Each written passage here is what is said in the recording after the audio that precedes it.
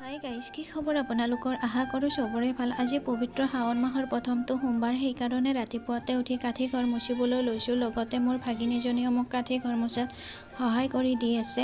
কাঠি ঘৰ মুচি গা পা ধুই মন্দিৰ যাবলৈ ওলালোঁ। লগতে দুটামান জবা ফুলো ছিঙি লৈছোঁ। জবা ফুলকেইটা ছিঙি লৈ আমি মন্দিৰ যাবলৈ ওলালোঁ।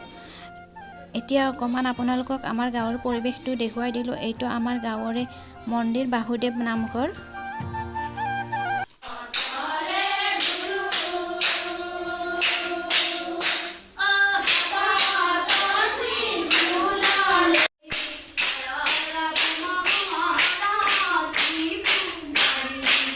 আয়তীসকলে মন্দিৰত নাম ধৰি আছে। আমি মন্দিৰ গৈ চাকি ধূপ জ্বলাই আমিও আয়তীসকলৰ লগত অকণমান নাম ধৰিলোঁ।